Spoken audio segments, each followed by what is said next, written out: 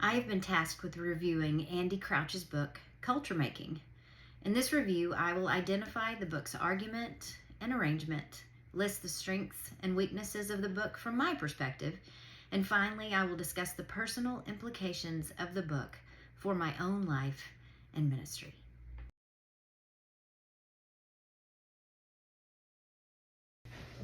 The argument of the book can be found on page 10 of the work.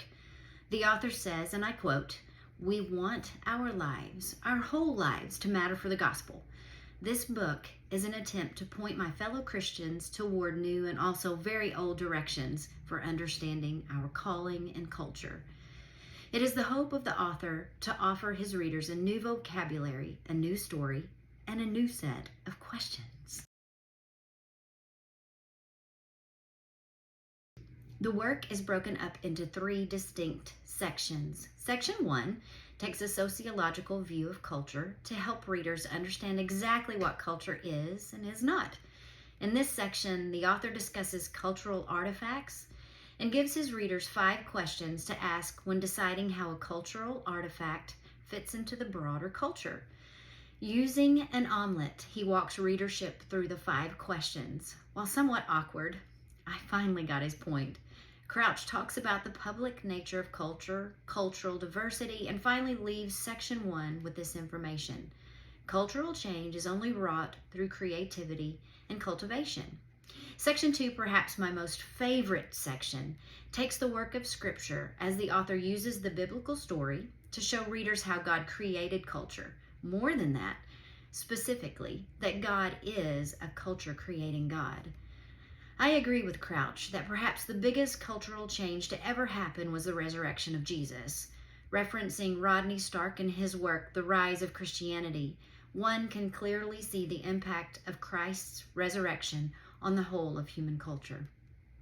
Finally, in section 3, the author will posit the best way to make sense of all this culture by understanding your calling, the workings of power, what it is and is not, a simple principle to employ, and finally, a chapter on grace.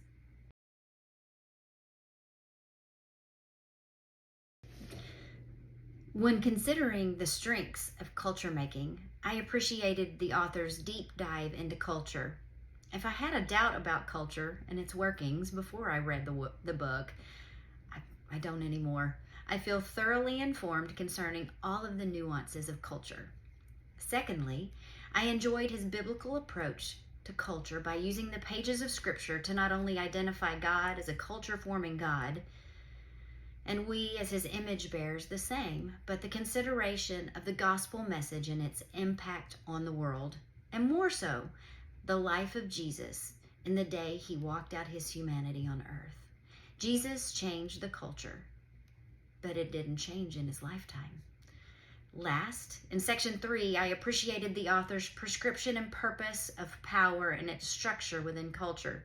Yes, we are to use our power to bring up the lowly, caring for the disadvantaged, and aid in stabilizing their power within the culture. And who doesn't love a Christian author's take on grace?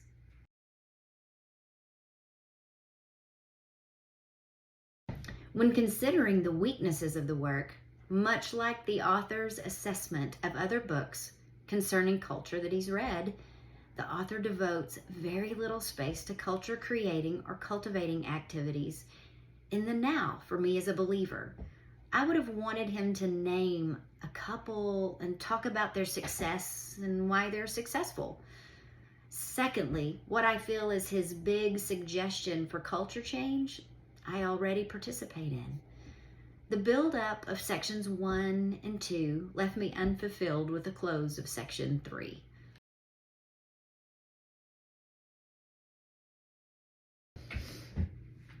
I used the 3-12-120 principle.